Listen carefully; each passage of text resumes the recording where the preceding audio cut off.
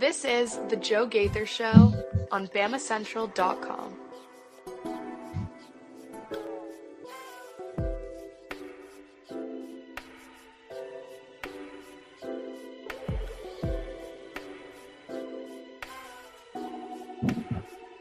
Good afternoon, Tuscaloosa.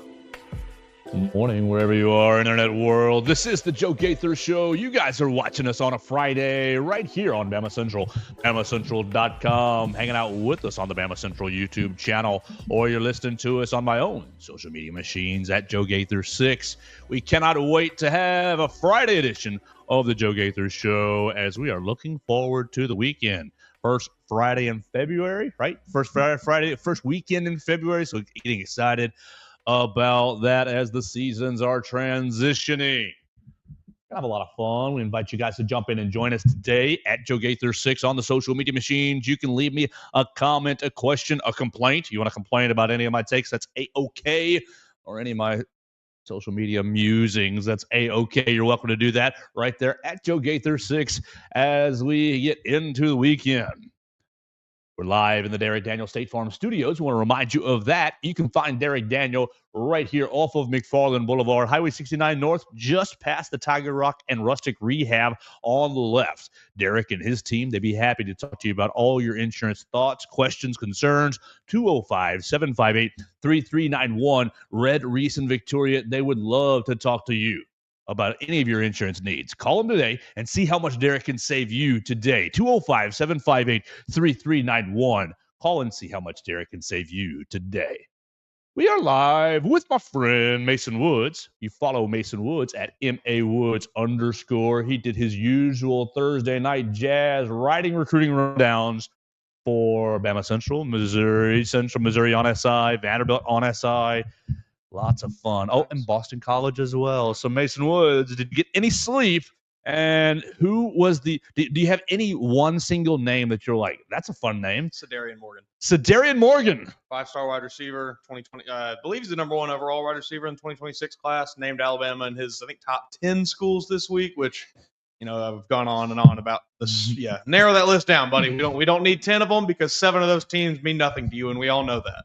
So just let's go ahead and get the top 3 out of there and get it out of the way. But regardless, I believe he was in town for junior day as well. So very, very excited about him. 6'4", 210 pounds, big body receiver. I think very much in the mold that Kalen DeBoer is looking for. 6'4", 210 as a high schooler? Junior. Wide receiver? Yeah, I mean, shoot, if he grows another inch or two, he could be a tight end. Shoot, you saw what they did with Caleb Odom this year. 6'6". They said, you ain't playing tight end. Out there, buddy. Out there, big boy target. And he got some targets. He got some play this year. Maybe not as much as a lot of people thought, but yeah. Are we seeing a trend, a shift in Kalen DeBoer? I mean, Nick Saban, the master, first off, so not a criticism, but Nick Saban, he loved him some 5'9", 5'10" wide receivers. Yes, he did. He loved. Oh, that guy, he's faster and quicker and littler than everybody else, and he's just gonna. Nothing wrong with Jalen Waddle types. No, but yeah, you have a lot of success with those kind of receivers, especially in today's football. But I think we're seeing a definitive shift in the types of players that are being targeted. Away from the Slade Bolden body types. Away from that. More towards the Caleb Odom body types. Yeah. Get us a new Julio Jones in here. Do you have to be Ryan Williams special to be recruited? If you're, Ryan's what, 6 foot? Ryan's not that tall. I don't think Ryan and I are 5'10" maybe. I'm not 6 foot. Yeah. Not putting 6 foot on my dating profile because I know that you'll just get found out. But I think Ryan and I are very similar height. Yeah, I believe that to be the case as well. I don't think Jeremy Bernard is that big either. Jeremy's a little taller than me. Jeremy's definitely taller than me by 3 inches, 4 inches. I would say 6'1". Okay. I think 6'1" is about fair for him. But yeah, you might just have to be a little bit more of a special type player because I mean, we saw who left the team this year, receiver wise, and who stayed. So maybe you do have to be that Ryan Williams type in order to be a 5'9", 5'10" kind of receiver and make it in the Kalen DeBoer offense. Internet does list Jeremy at 6'1", so yeah, I think that's about accurate. All right, fun. Cedarian Morgan, come on, baby, roll Tide. We want to see. Oh, look, you just watch this spring and watch Austin Mack in that cannon. and Keelan Russell. I guess he's just rising junior, so Austin's probably going to be gone by the time. Because rising, you get the year. Rising junior or rising senior? He's a junior currently. He will be a senior. He has one more year of high school. Okay, all right. So he's going to get 1 year with Austin Mack. Mm-hmm. Freshman Sedarian Morgan with Richard Jr. Austin Mack. All right, roll Tide. You can read all about that on BamaCentral.com. The recruiting rundown for the Bama Central site will hit at 1 p.m. 11 a.m. Excuse me. We got a gymnastics piece going at 1 o'clock from Will Miller. Our man Chris Walsh wrote about the Super Bowl and some of the impact of Jalen Hurts. Here's the topics I've got for the day. We just wasted 6 minutes just BSing, but here's the topics that I have for today. Alabama, Arkansas, basketball tomorrow. And we can take this on multiple different ways. You want to be mad at ESPN? Bleep you, ESPN.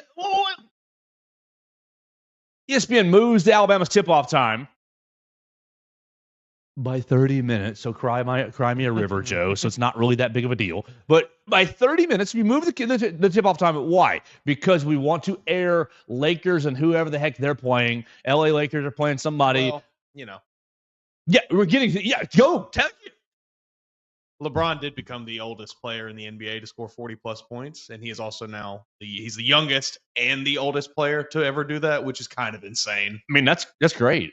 I'm a bit of a LeBron stan, not as much as I used to be. I really loved his Cleveland and Miami days. I haven't really been as a big fan, but they're moving it. They wanted to put the Lakers game on the TV, on the broadcast. Luka didn't even play. Exactly, because it was supposed to be the first time that Luka was going to play. He was going to be healthy, and everybody wanted to see Luka and LeBron. And who's this cat that they got just from Charlotte that's supposed to be a really good defensive center? Yeah, so they just revamped the roster, and ESPN wants to put them on TV. But then LA says, oh, Luka's not playing. We're still working some things out. So you just jacked up the whole college basketball schedule for a run-of-the-mill NBA game. Maybe he'll get out there. We don't know, but I don't think anybody confirmed to them that he would play. They just ran. We're like, well, maybe it was kind of it was dumb for them to even think that he was going to play in this game. He's been hurt like the whole time, right? Yes, for a while. He's been hurt in Dallas. He just got there. Hurt and overweight. I don't know. They say I'm hearing 270 in the streets. That's what the folks are saying. Which, when you're 6'8", that maybe doesn't matter as much. But what's the heaviest you ever been? You ever been 270? Oh yeah, man. I was at 225, maybe spring of 21 or so. We are not there now, but how motivating would it have been to be? You're losing your job because you're fat. I don't know. And if I was Luka Doncic, I'd be like, "All right, man. Bring me my money." They cost you $325 million. He can't sign the Supermax now. He's still gonna make $125 million. Sure. But that would send me into berserker mode of like, okay, honey, lean beef. I think if it was the difference between $100,000 and $400,000, yeah. At this point, what is an extra 100? Like an extra $100 million does not buy you anything more that you can't already buy. That's true. All right, so Alabama's game got moved just a little bit. I was going to say everything that we were going to talk about. We'll start with Alabama, Arkansas. We're going to talk about Roq Montgomery and his comments to the Bama Standard podcast that I would encourage you to listen to. Absolutely. Those guys are cool. And Justin, I know Justin just a little bit. They had Roq Montgomery on their show, Alabama offensive lineman, their most recent show, I believe. And he had some, how would I say it? Comments. Not unusual. Interesting. Intriguing. Intriguing is probably the best word for it. But I want to I definitely want to add like some little air of confusion in the perplexity. Perplexity is great. There's some comments that we're going to talk about. All right. And we're going to talk about last night's Defensive Player of the Year award. Patrick Surtain is so overlooked as a former Alabama player because no one ever throws it his way, and they never threw it at him here in Alabama. So we're going to talk about how great Patrick Surtain is. We're going to finish with Super Bowl predictions, and we are going to encourage you to listen to the All Things Bama podcast as we'll talk a little softball, a little baseball, this week. Softball at least. We'll tease on that, and we'll see what's going on. Mason Wood's going to bring you an episode of all things Bama as well. So with that, what you want to go with? Alabama, Arkansas, on-court action. That seems like the easiest place to go to. Alabama takes on the Arkansas Razorbacks, takes on the former Kentucky. I mean, goodness gracious. It's basically Kentucky Light from last year. There's my tab. I'll need that tab right there. And we're at 7:30, aren't we? Yeah, we're now at 7:30. We're now at 7:30 on ESPN. Alabama is a 67.8% chance to win the game, and there is not a line out quite yet, according to the ESPNsters. I'm concerned. Mm-hmm. I'm at like a 6.5, 7 level of concern, and it's rising. Mike, go ahead, please. I think my concern is unwarranted. Let me preface, but in my inability to separate professionalism from loving this basketball team. That's fine. It's like, ugh. Watch out. Is this a trap game? That trap game. But looking at it, they obviously two straight wins for Arkansas, 2 big wins. I think 3 out of 4. The Kentucky win is a weird one because it was just such a strange emotional game for everyone involved, where it's almost kind of, you have to play that one is kind of in a vacuum in and of itself. And then they beat Texas. But that Texas game, they were up 50-25, I think, in the second half, and only won by 8. So I don't even really know how impressed I am with that victory. I don't know if I am slightly concerned, but I don't really know if I really should be. What do you think of Edu Thiero? Solid player. I mean, leading rebounder and leading scorer. Yeah, do you remember me in love with him last year? No. Look, you can't tell me nothing in love with him.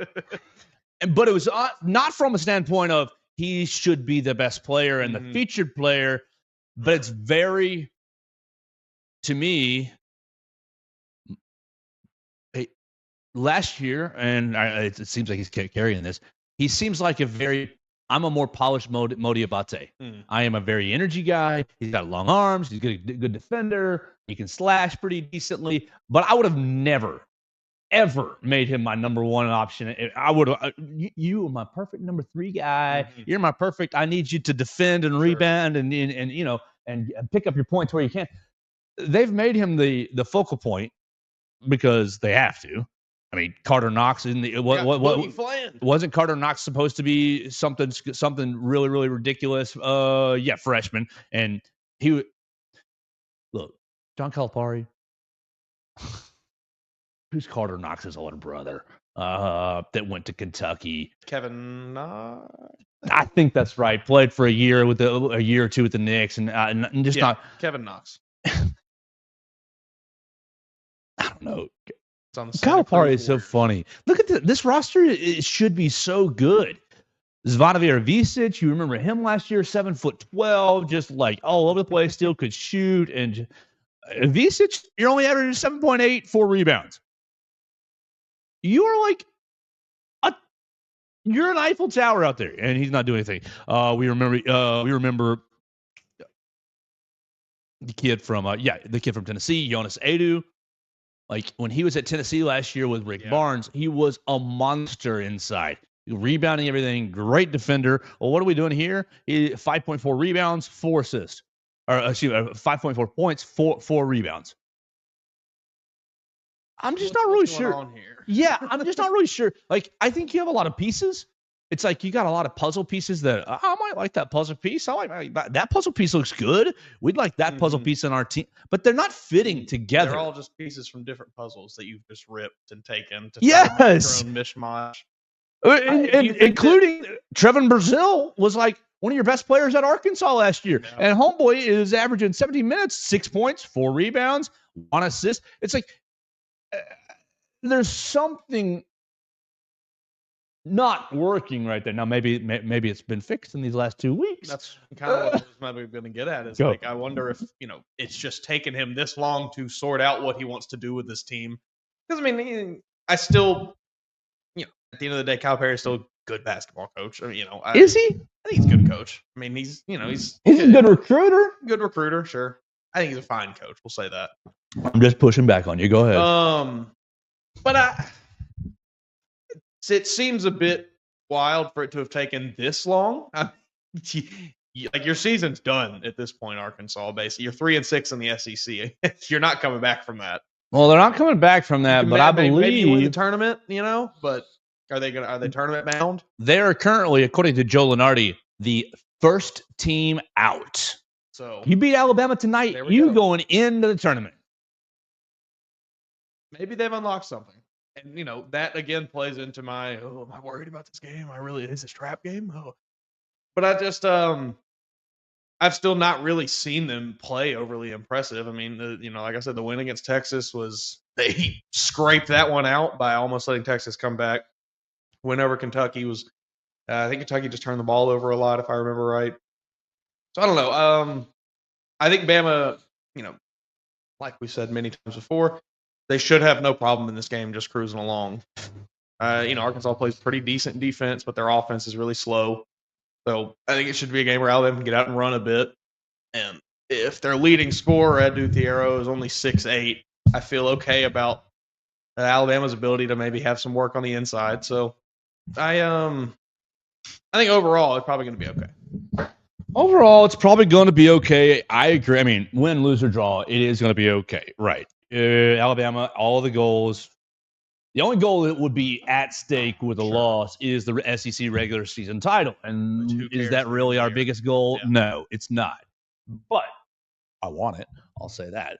Arkansas. Do you want it, or do you just want Auburn not to have it? Because I think I want Auburn not to have it more than I want Alabama to win it. Yeah. I would like for somehow, some way, this historic Auburn team to fall in their face. It would just be so good. Janai Broome. I would like for Janai Broome to somehow, some way fall on his face. First round exit. Beautiful thing. I don't think we'll get there. Arkansas 43 in KenPom. 43 in KenPom. 81 in offensive rating. So come on, that's not good.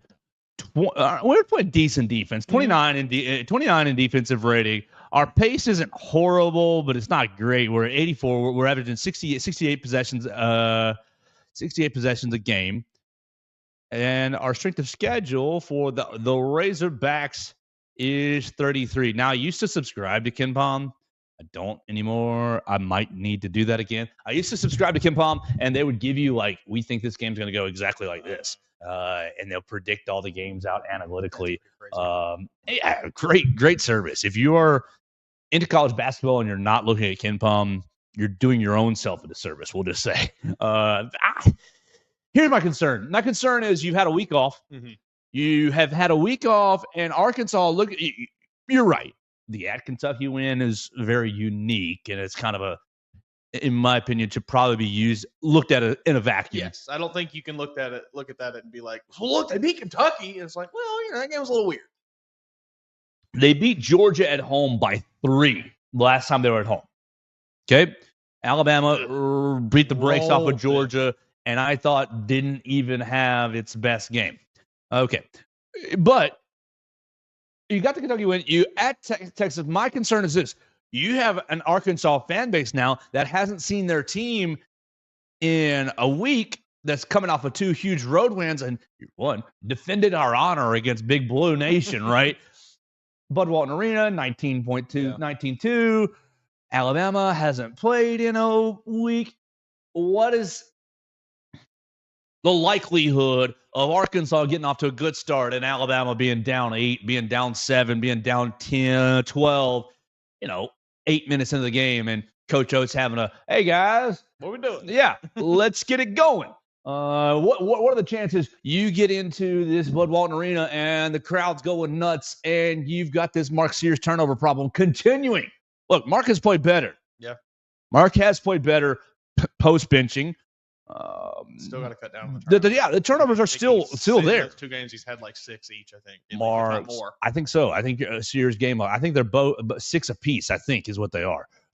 Career game logs. I don't care about the career. I just want the last 2. And you mentioned the week off, which we had kind of talked about being such a positive for the team, and it is. Getting guys healthy and everything, but also like you were hitting a kind of a stride with your shooting the last few games, and then now you take a week off from playing. So. Mark with 6 turnovers against Georgia, 7 against Mississippi State. So, yeah, not great. And, buddy, I'm behind you, and I think you're a great player. If you can cut that area out, I don't care if you scored 20 points or not. Everybody, 20 points for you. What was the points? 20, 17, and then obviously 0 against LSU. That was a weird one. Come on, we don't care. 21, 24, 11 against Ole Miss. I mean, that was a loss. We need you a little more than 11. 27, 22, 22, 20. We can get you anywhere from 15 to 20. Should be A-okay. And you don't turn the ball over 7 times. Everybody else should be able to pick up What's the slack. Appropriate for Mark? 4, 3 turnovers or less? Like, I mean, we got to hold him to a high standard. You're a senior. You're one of the best players that the program has ever seen. I think 3 or less is not too much to ask of him. Okay, all right. I was going to say 4, but I, give a little more grace than probably I need to. You hammering that like you're a senior player, that really made me want to bring it down to 3. Like, at the end of the day, come on, man. Like you've been wearing the uniform for 3 dang years. Yeah. Let's cut it up. Let's cut it down. I think 3 would be a good appropriate. Well, appropriate line to set for Mark every game. That's fair. I think that's fair. I agree with you. Maybe you give some of the freshmen that like 4, 5, 6 or something. Yeah, I mean, if LeBaron's turning the ball over, it's like, dude, it's his first year in college basketball. It's okay, a little bit. Yeah, within reason. Yeah. Alabama averaging, I mean, this is not the same numbers as Ken Palm, but averaging 90 points a game. Arkansas averaging 76 points a game. Come on, guys, we take pace into account. Really shooting about the same percentage. Alabama 47%, Arkansas 46%. Alabama is hammering them on the boards, 44-35. But again, pace plays a part of that.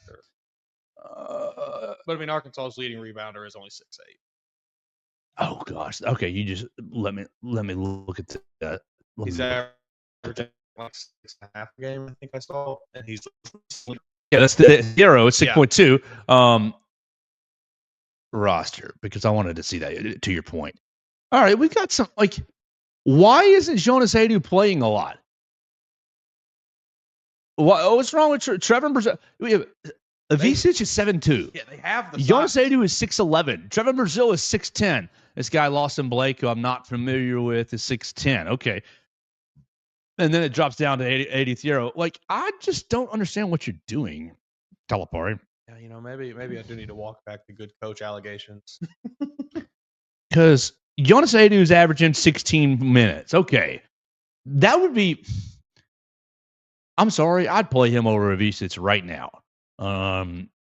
Just because of the seniority and the toughness and the muscle in the SEC. I mean, it looks like between Avicic, Brazil, and Adu, they're basically just being used split evenly, which is just a strange way to handle that. I think he's a terrible in-game coach.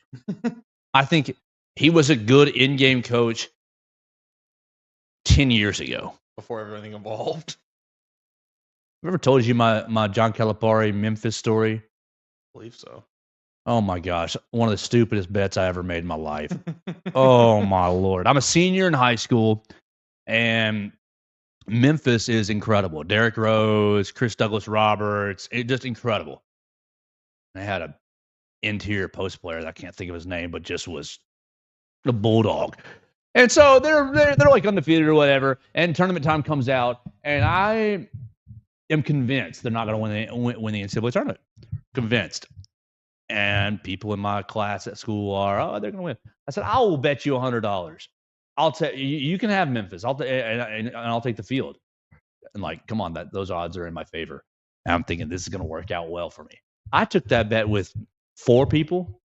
I don't have $400 as a senior in high school. I'm thinking I'm about to bank $400. So fast forward 3 weeks later, and it's the Final Four.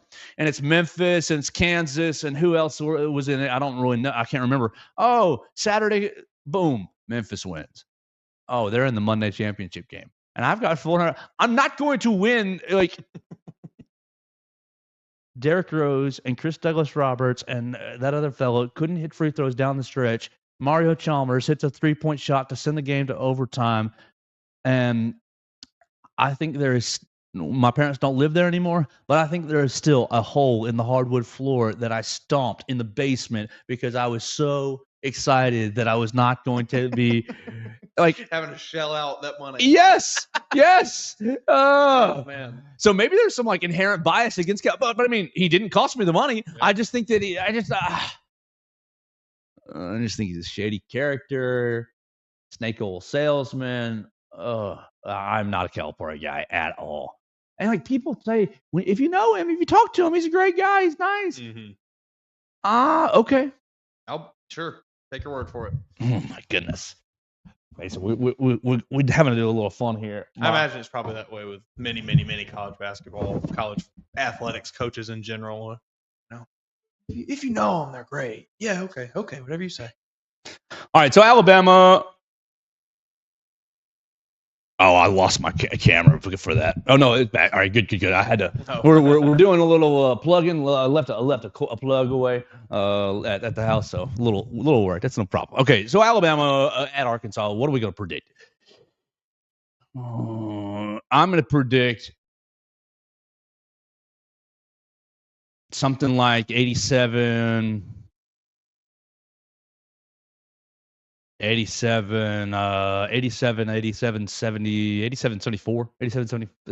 That's about what I'm feeling. Because I do think Alabama will win, but I am fearful of a slow start. That's my big concern. You haven't played in a week.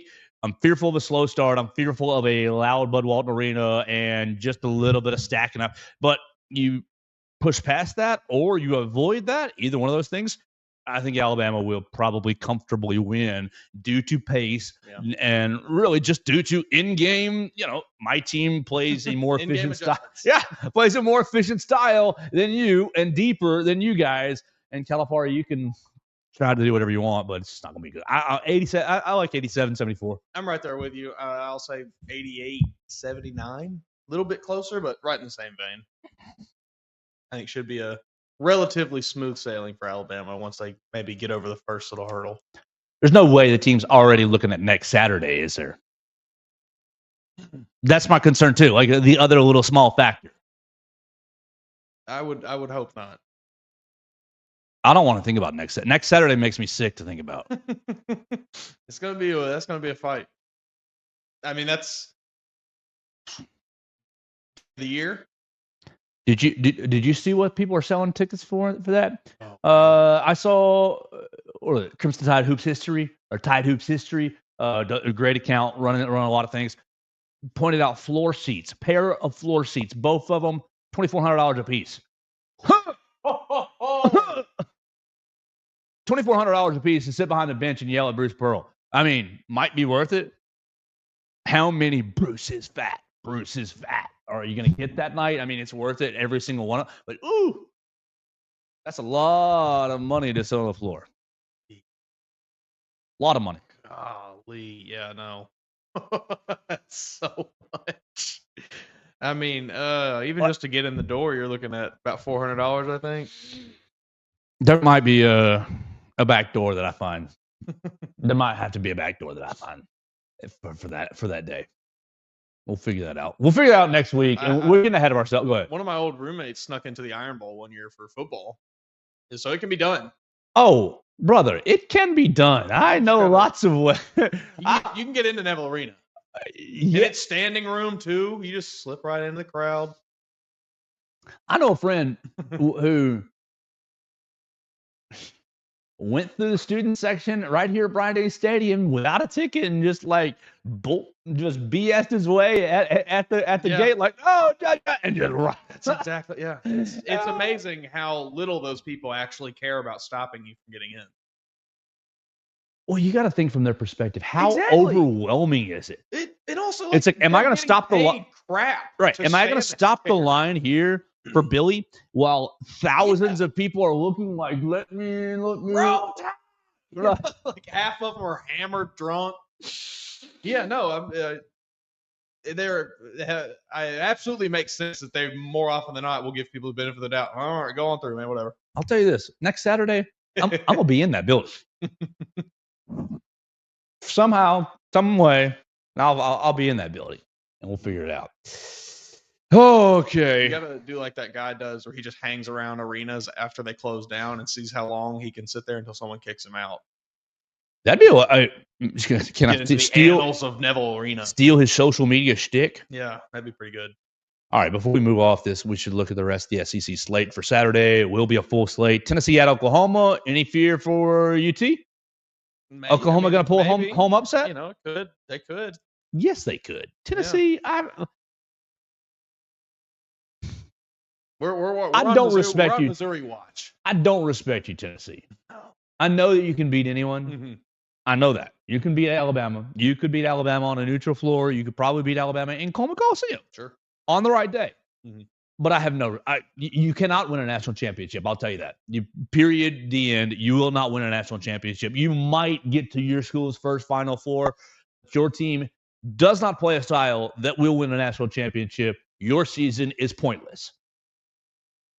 South Carolina, Kentucky might be worth watching just for the vibes, just to see if Kentucky can bounce back. Haven't they lost like 2 in a row? I think so. Yeah, they lost to Arkansas, and they lost to Ole Miss as well. Yeah. Right. So Ole Miss beat them pretty good too, didn't they? Ole Miss got them. Oh, go back to the bottom. Yeah, 98-84. So 14. All right. So Kentucky, I think that might be worth watching. See if they bounce back. Texas is at Vanderbilt. Go Doors! We're covering the Vanderbilt Commodores lately, so we will be watching that at noon. That will probably be my assignment in the morning. No problem. We'll see if Vanderbilt and Mark there's not a single player on Vanderbilt's team that's over 6'10". They have a very, very small team. Yeah, and they're fighting, but they all listed them as guards or forwards, right? Yeah, I guess that's all they could be. They're fighting, but they're up a creek without a paddle in this league. And I do think Byington's a good coach. You got to have some presence on the inside. I mean, look at what Alabama did. They went out and got it this year. Now, hasn't exactly panned out the way we thought it was going to, but I still think it's helped them significantly. 2:30. Oh my gosh, it's a great slate tomorrow. 2:30 A&M. Number 10 A&M is at Missouri. 15 Missouri on SEC Network. That's what we're watching for. Need that Missouri loss to make things a little easier for Alabama. Give them some cushion.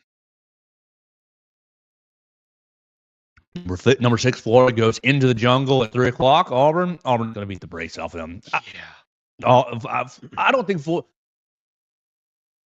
I don't really respect Florida either. They're like Tennessee to me, not stylistically, but in just like they could beat anybody, I guess. But I'm never going to put any money on them to beat anyone. Yeah, I agree with you. I mean, more modern, definitely more modern.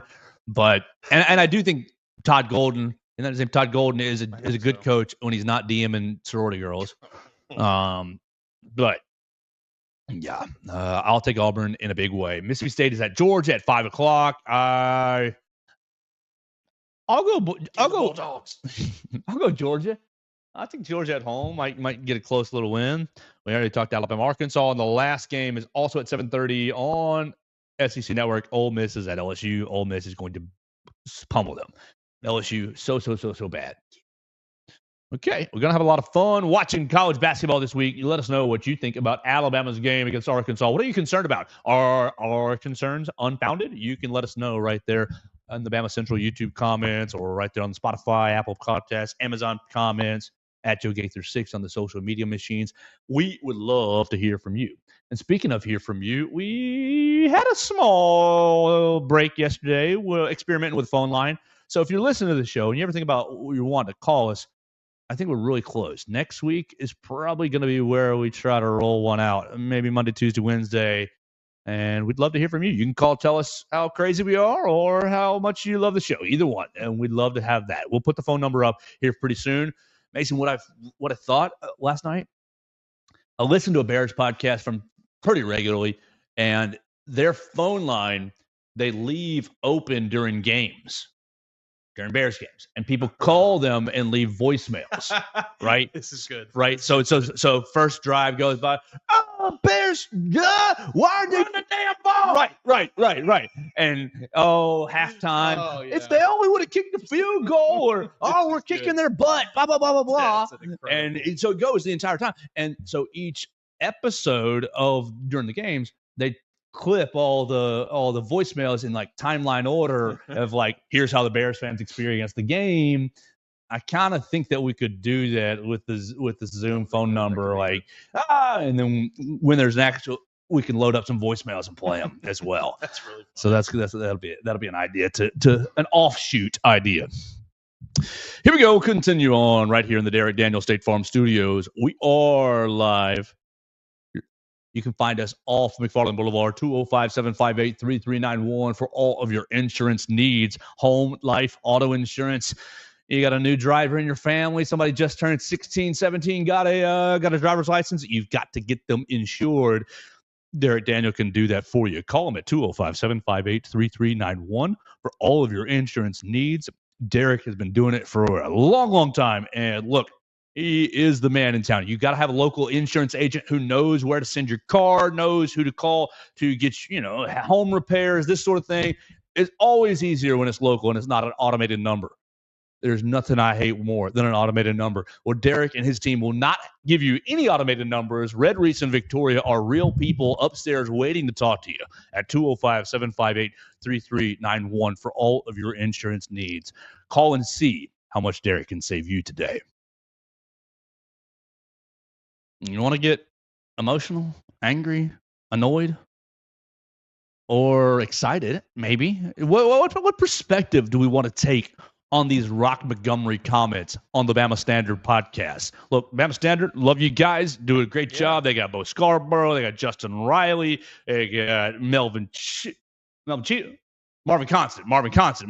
Sorry. No, MC. Marvin Constant, and several others. So really great perspective on Alabama football and Alabama athletics. They have Roq Montgomery on the show this week. Roq Montgomery, offensive lineman. Is he a junior now, rising junior? I think he was a sophomore this year, so I think he's going to be a rising junior. Oh my gosh. If you didn't see what this joker had to say, now he's not a joker, but like these comments are just Joker-esque. Oh my gosh. These comments will tell you everything that happened this year. They're like, 9-4, not good enough. Bama Standard, what happened? His comments, quote, "The message right now from me and my teammates, just our entire staff, is we got a different outlook on everything. It's like more dialed in, more serious. It's not like we ain't never been serious about anything, because there's things that we do, but we just got to get back to the old days, to when Bama does nothing but win and win championships. That's the main focus right now." Continues. "We ain't playing no games with nobody. And anybody on staff, anybody that's a player, no nothing. Don't be late to nothing. Do your work on time. Do all the little stuff great. Do the little stuff right, and we'll be rewarded in the end. So we've got to do the little things right, and then we'll be just fine." Continues. "This is our second week of workouts. We started as a team last week. You can't be late to the workouts no more. No more jewelry, no more necklaces, none of that. It's not a fashion show. It's football. Shout out to Coach Ballou, our head strength coach. He's not playing that bleep. Excuse my language. Sorry, but he's just not. If somebody's late, we had a few people late. I'm not going to throw any names under the bus, but somebody late to workouts, everybody got 15 up downs on Ballou's whistle, and then whoever's late got to push a plate and do their workout and 15 up downs. Like no jewelry, no nothing. Any team that has won before us, nobody was doing none of that.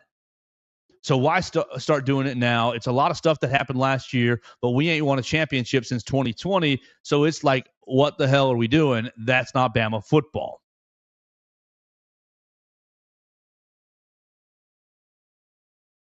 Yikes to me. Possibly. I think, maybe Kalen DeBoer just played the long game here. He knew coming in, we have Jalen Milroe. We're not going to win a championship. Oh, don't go there. We're gonna tread water with what we got for a year, and then come year two, we bring the hammer, and it's a huge deal. culture shift. We're not doing that. 9-4. We're not doing that garbage anymore. Oh, you're wearing jewelry at practice. Take it off. We're not. That was the play here. I definitely think some of that is true.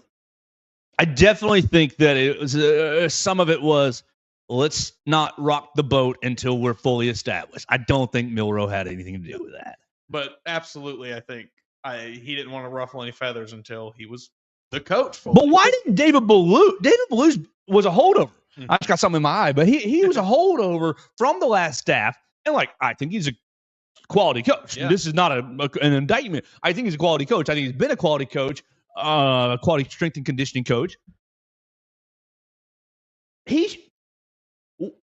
Was he told also not to ruffle any feathers? Right. Yeah.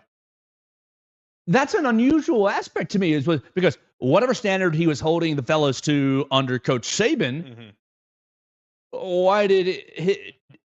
Either the insinuation is that it slipped between Saban and DeBoer.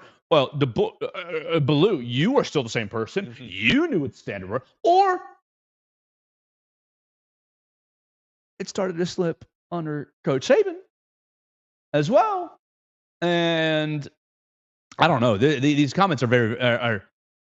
I certainly think that it was not just an immediate Saban's gone, drop off. Nobody's trying anymore. I think if that was the issue, that started to slip the last few years of Saban's tenure. That's not something that just is overnight everybody decides I'm going to start slacking now. That's something that kind of develops. Oh, one person's late. They don't really get punished that hard for it. Oh, the next person's I can be a little late, be all right. I can run some laps. I don't care. Third person, and it's just so on and so forth until you have an entire team of people who kind of have this attitude where it's as long as we're there close enough on time, we'll be fine. We really got to take some stuff seriously. It's okay. We can kind of go through the motions. That's not something that immediately develops. Maybe things have changed since the one season that I worked for the team. Obviously they have. It's. I mean, we've said. What I don't understand, Mason, is going from. The reason I made that point is because when I was there, everyone and their mother lived in the facility. Now, of course, the players went and did their party thing. Of course, that happened. Not going to BS you there. But, if it wasn't class or party, living in the facility, literally sleeping, waking up, showering, exercising again, filming again, living there. Oh, I got to leave to go to class. Was what's going on. I can't. I'll be late for class if I stay another minute. And then, of course, the partying was just on your Thursday, Friday, Saturday night. That's when the college kids do the party. Now it's shifted to coach. I got an engagement I got to get to. I got an NIL photo shoot. I gotta make an Instagram. I got to do an Instagram live, coach. I can't be up here. I don't understand. It's flabbergasting to me. So, the question that leaves me with is the Ryan Grubb hire. Does this allow Coach DeBoer to be more? I'm going to watch every little bit. Yeah. I don't care about jewelry. I really don't give a rip about jewelry. I mean, those big old diamond earrings, fine. But I will say this principal thing, I guess, if it's distracting from the what you're trying to do, though. Yeah, you wear a necklace, which is fine, but you're not running sprints. To me, I was such an average athlete that if I have anything dangling on my neck, that's going to distract me, and I'm going to get in the way. And my clumsy hands running, I'll probably catch the necklace and pull it off myself. So get the necklace, the chains, leave those in the locker room. That's cool. Fashion says. Jamar Chase does it. Justin Jefferson wears a chain. And those are elite athletes, and the Alabama guys are as well. But that just doesn't make any sense to me. It's something hanging off my neck as just rattling. Yeah, I can understand I remember the Aqib Talib thing. He ripped Mike. Who was it? Chain. I don't even remember who it was now. Thomas, right? Mike Thomas? No. Michael Crabtree. Yes, Crabtree. yes. He ripped Crabtree's chain off, and it was like a thin gold chain with a little pendant that he tucked into his jersey. Like, I get that. But I mean, like, receivers now will quite literally have like a half-inch thick, like Cuban link choker on, studded with diamonds in the middle of a game. That thing probably weighs 10 pounds. It just seems like not conducive to success. No, it's very strange. It looks cool though. I can't deny. So are we overreacting to these comments? Are these comments just because look, the Bama Standard, like those guys, definitely like those guys. But what I think it is, they make him feel comfortable to let it out because a couple former players who we've been there, done that. Nothing wrong with their approach at all. Yeah. But I think they put him in a comfortable setting where he said he cursed on their podcast. Yeah. That's how comfortable he was. Not saying that that's a bad thing. Never heard Bryce Young drop a sugar honey iced tea. Yeah. Not that that's like a bad thing. Look, we're cursing in our personal life too, and I'm sorry for it. But like, you are in a comfortable position when you're using words. And I think that's maybe, the other side of it. How you can kind of like, obviously, Roq Montgomery, been here for a while, so like I'm sure he's received the media training everyone else has received and been taught how to speak with reporters and things. But like you just said, he was a little more comfortable in this setting. I think maybe he just kind of said this without realizing what he was insinuating. Potentially. I agree with you.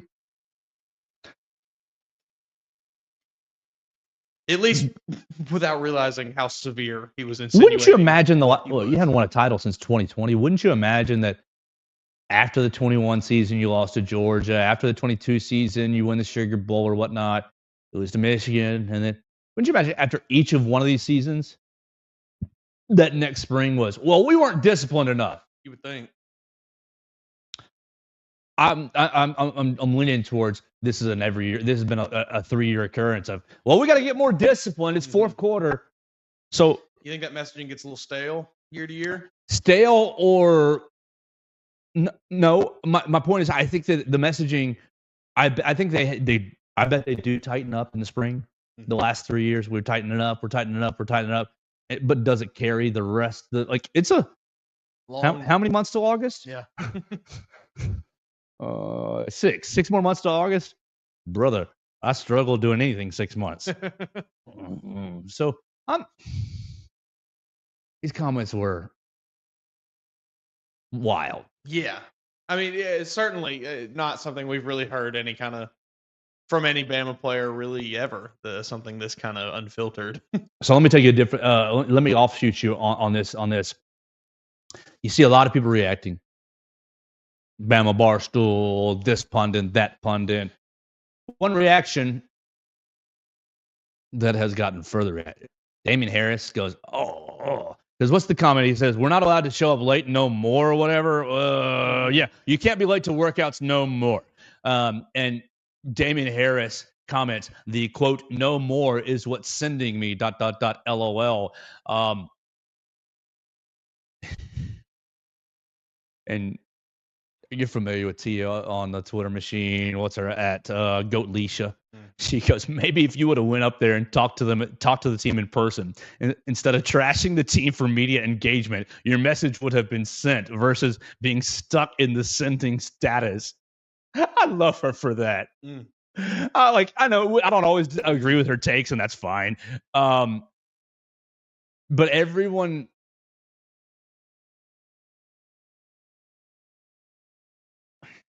I think there's a difference between you and me being flabbergasted at these comments and reacting to these comments than the people that have actual access, like Damian Harris. I was never a Damian Harris fan as a player or as a person. I'll just be honest with you. I think that he always said the right thing. Mm-hmm. But I don't know if he ever really meant the right thing. We'll say that. I'm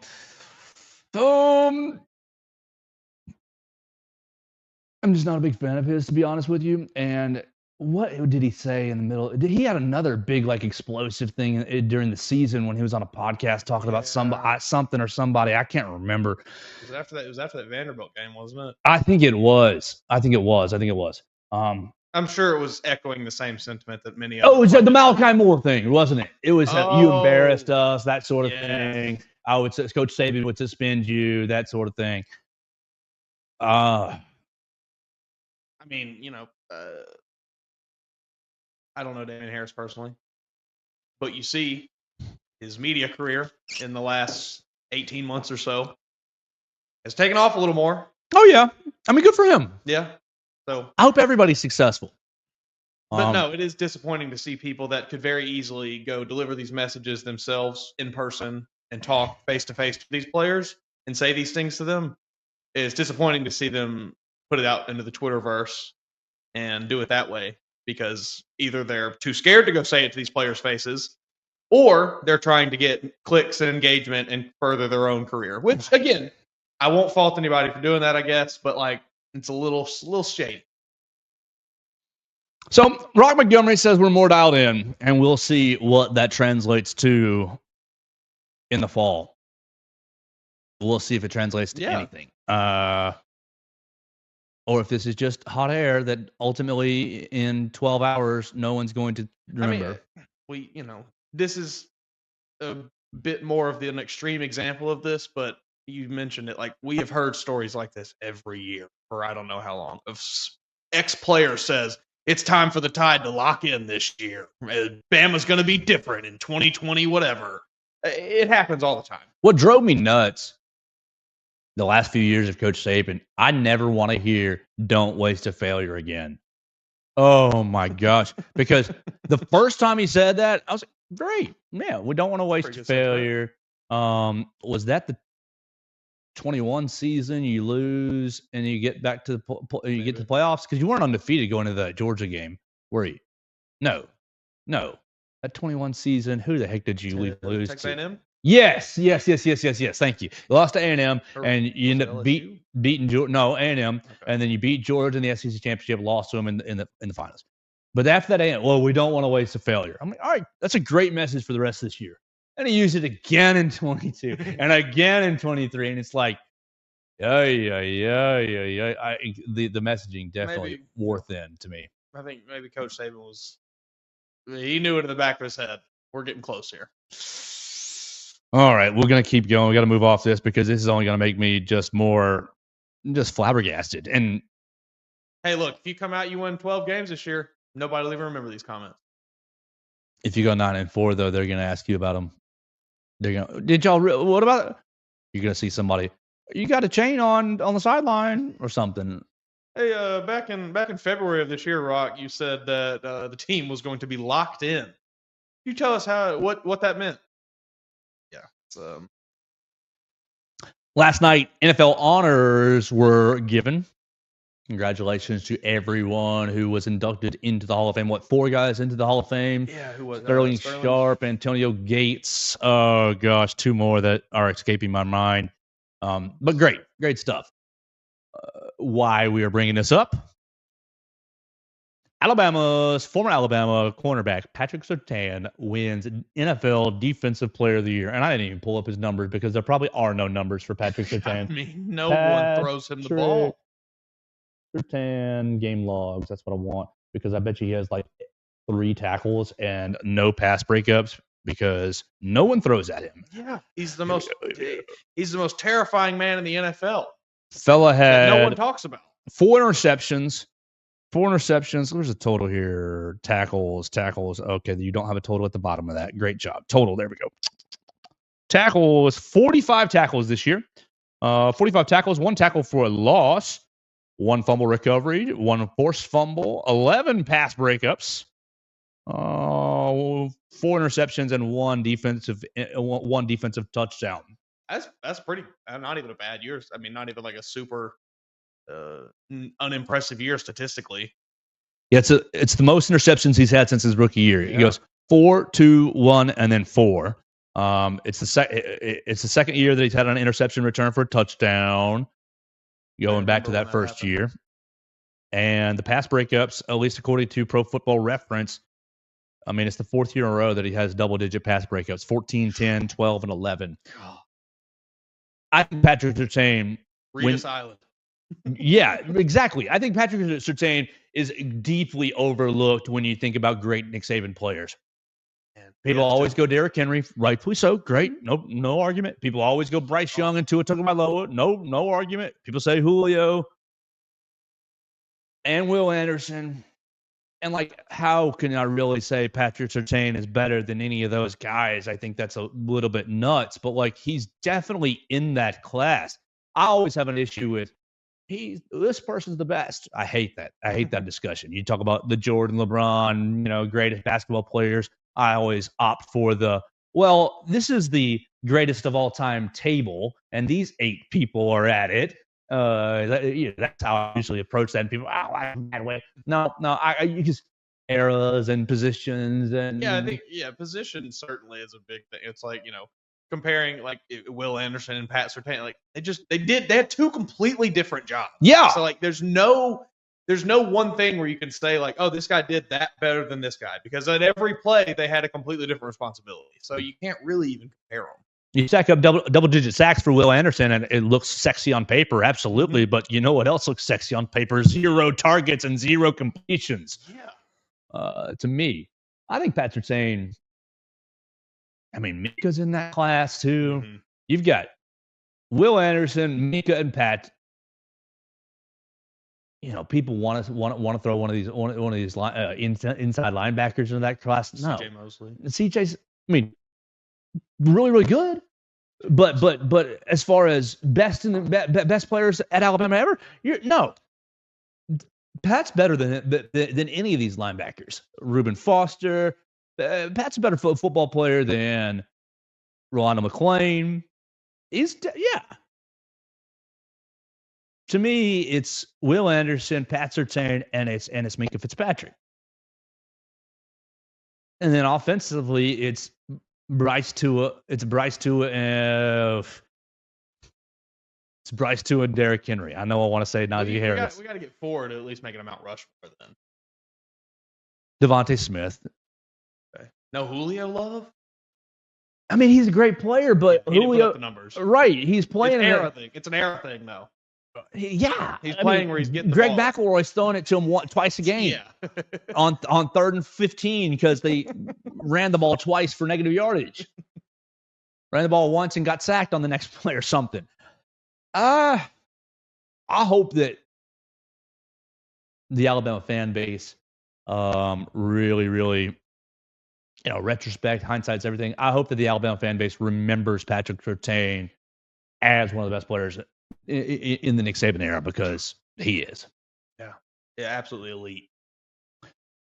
Okay, anything else stand out from the NFL honors to you? I know Eli Manning did not get Hall of Fame. Who cares? He shouldn't. He sucked. Titles, championships. Quarterbacks don't win games.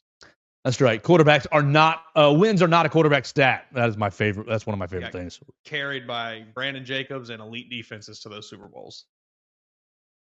Okay. Perfect place to transition now that we are at the hour mark. It is the Super Bowl this weekend. I don't care. It's going to be on my TV just because it's the Super Bowl. So little motivation to watch it. Right. And maybe, Joe, you're a bad sports fan. But, my NFL season ended 8 weeks ago. And with that, hold on. Yesterday was a really sad day. Yesterday was a really sad day.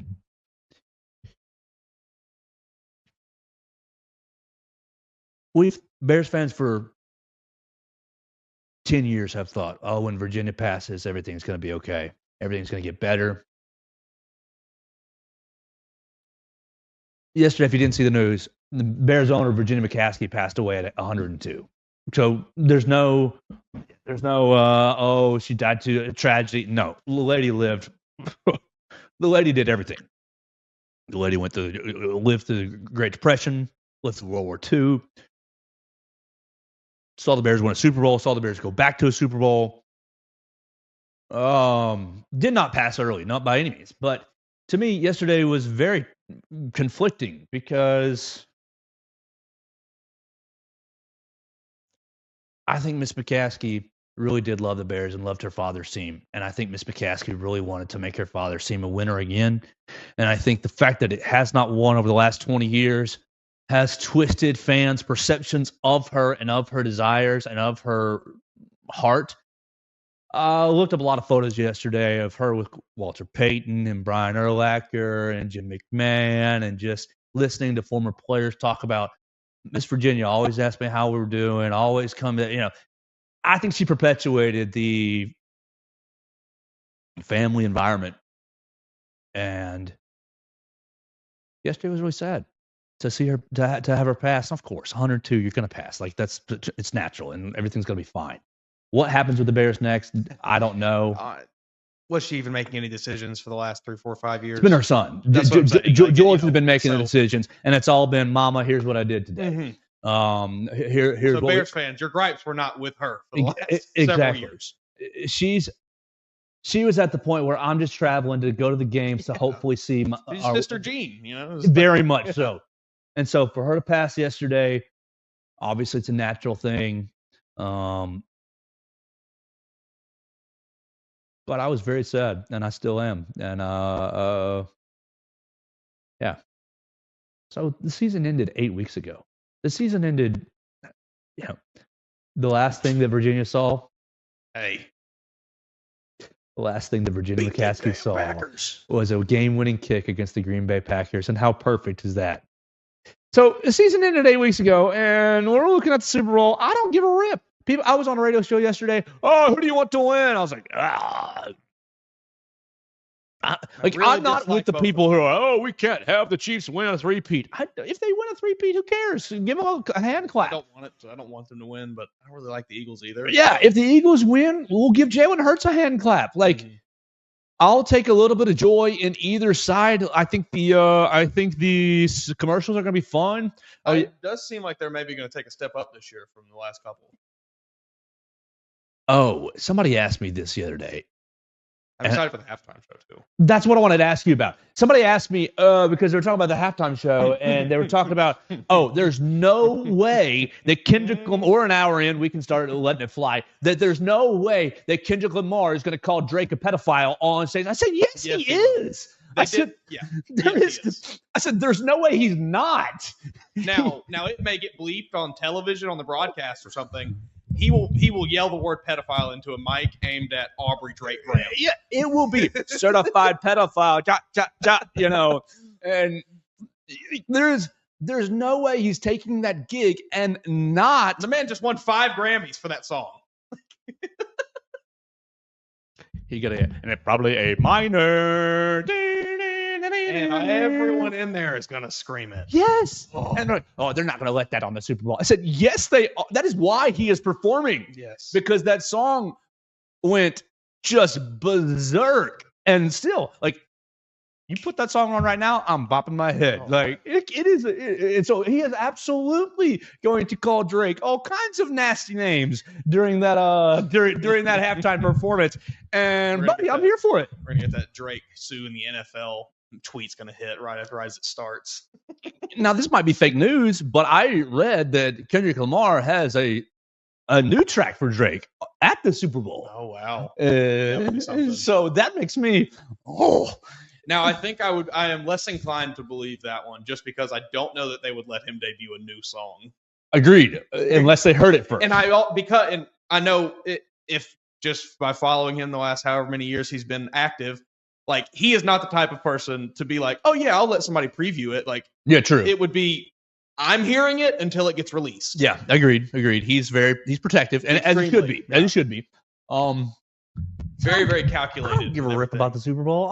It'll be on my TV, but I'm gonna be scrolling my phone. I'm gonna be thinking about the show, thinking about what we're gonna talk about on Monday. I'm going to be watching it as such a casual, just fan. I genuinely am more excited for that halftime show than I am for any part of that game. Somebody asked me the same radio show asked me for a prediction, and I gave the most half-hearted answer because I haven't even thought of it. I was like, 31-27 Chiefs. Exactly where my head is. Like, and then I was like, that's probably too many points, but I'll stick with it because I didn't have any other analysis. Chiefs are gonna win. Yeah, they probably are. Like, I've heard a lot of people talk about it, and people are saying, well, like, at the end of the day, like, running game still wins championships. Good defense still wins championships, and it does in 99.999% of cases. The Chiefs have a good defense too. Yes, but when you're facing against Patrick Mahomes, like, everything goes out the window. That man is a wizard. Did you see what Patrick Mahomes talking about the Tommy Tuberville thing? Yes. Now that he said, I don't know that man. Yeah. Now that we're late in the show, I can gloat on that. Tommy T. Old Donnie T says, Tommy Tuberville was such a great coach with Patrick Mahomes. Donnie, he never even coached him, buddy. The media literacy in this country has gone to an all-time low. All right, so that continues, and Tommy Tuberville kind of lets it he didn't want it. He didn't want to say Donald Trump was wrong. Actually, I recruited him. No, he didn't. Nope. Patrick Mahomes gets asked about it, and he goes, he never recruited me. I don't know if I've ever talked to him in my life. But thank you, Pat. But I hope they're good. Like, he was trying to play as super neutral. He was trying to be like honest about the question, but not slam anyone. And that was the right play to go. Yeah. That was the right way to go. But I was so glad that Tommy Tuberville never. I do not know that man.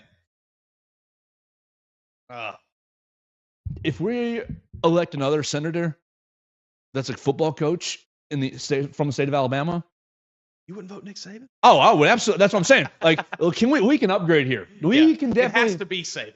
We can definitely upgrade here. And like, I know people. Coach Saban would have that big old D by his name, so he'd probably lose. But like, yes, he would definitely lose in this step. Saban. In this, the only way he wins is if he changes that D to an I. Maybe. I think he might be able to. I mean, he might be able to turn some R's to some D's for one little circling of a bubble on a ballot. No. You remember the Black Lives Matter march that he led the team on before the 2020 season. Yeah. And how much, oh my gosh, just nastiness that people got. Oh, if they lose a game. Thankfully, they didn't lose a game that year. Yeah. And they were they just crushed teams. I'm giving too much faith to the people of Alabama, or too much credit to the people of Alabama. And like that 2-hour display was like nothing. They literally walked like 6 blocks. It was 6 blocks, and Coach Saban was like, "We just want University of Alabama to be for everybody." Mm-hmm. What's wrong with that? Like, it wasn't. But they got your focus on the wrong thing. Mm-hmm. Okay, all right. Coach Saban. I'll vote for you if you run. Yes, I would vote for Coach Saban for anything, and not due to party or whatever. Just because I like the guy. I think that he would be. Person. What's the best play here? R's or D's or I's. We're all going to come together, and this is the best compromise. All right, and we're moving. Yeah, he would be the epitome of let me get everyone involved who can make these decisions as best as they possibly can. Yeah, and we'll listen to them.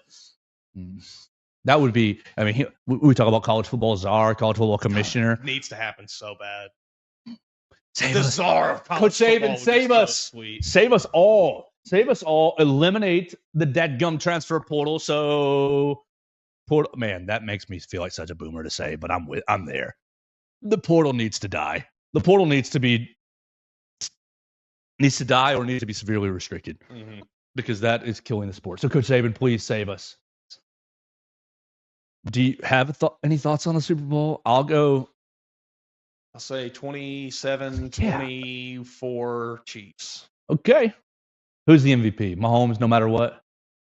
Say Travis Kelce, because a buddy of mine, when I was in New Jersey, asked me to put a bet on it, and he stands to win like $4 or $5 grand if he what were the odds on that? It was, I don't remember what it was, but he sent me like $100 to put on it. So I was like, all right, man, whatever. Super Bowl MVP odds. Oh, hey, I'll look at these odds. Pull up some prop bets. Pull up some props, and that's how we'll finish, because that'll be fun for the people who aren't really into the game. I know the Gatorade bath is always a good one. Saquon at plus 250. Mahomes at plus. Oh, that's why. Travis Kelce plus 1,400. If he gave you $100, that's what, 14 grand? Yeah. Maybe it was only $50 he gave me then. Oof. Xavier Worthy plus 3,100.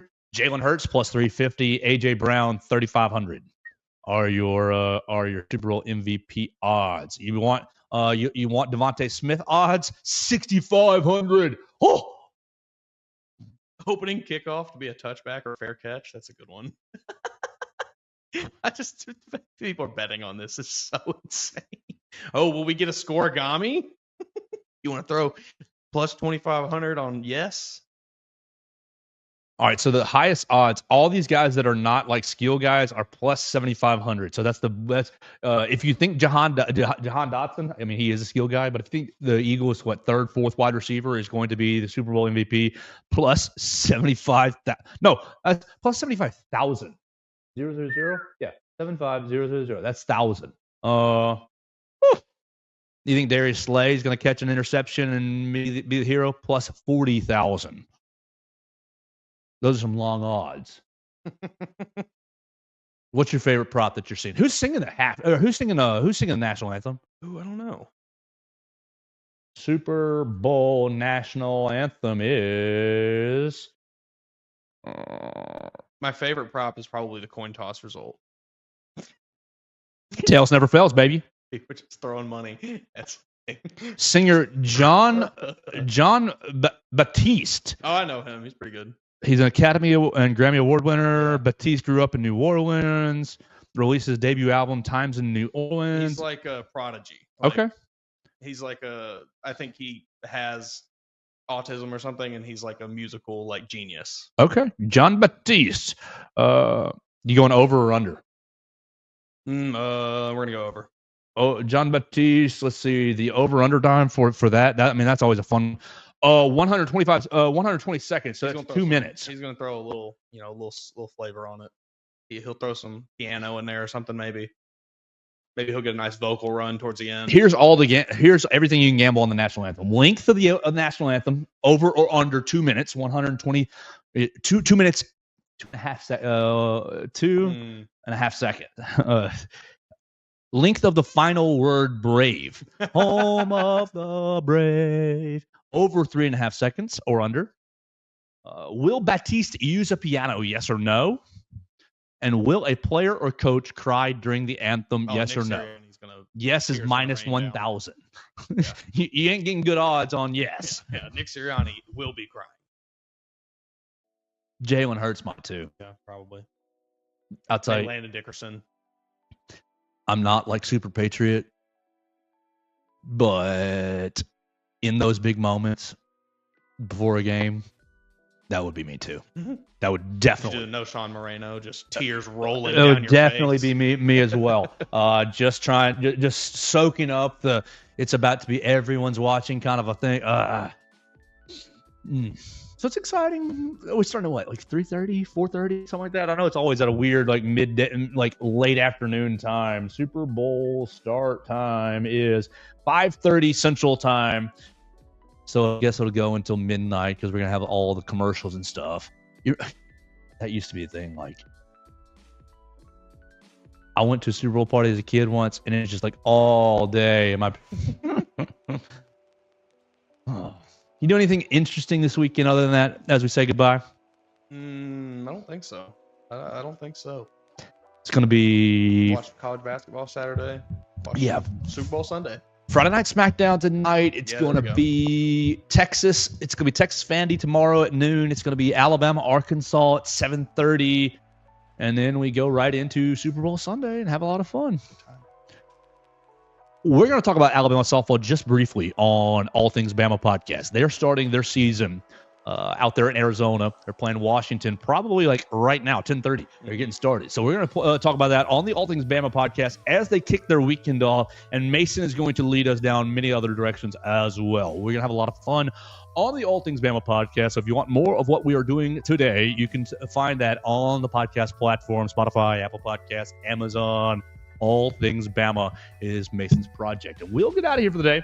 We invite you to jump in on the comments. Let us know what you thought about the show. Let us know if we're wrong, if we're right, what prop bets you are taking. Do you think Devontae Smith is going to be Super Bowl MVP? You can make yourself a lot of money if you want to go gamble on that. But always, always, always, always gamble responsibly. We'll get out of here for the day on the Joe Gaither Show. We appreciate everybody watching us.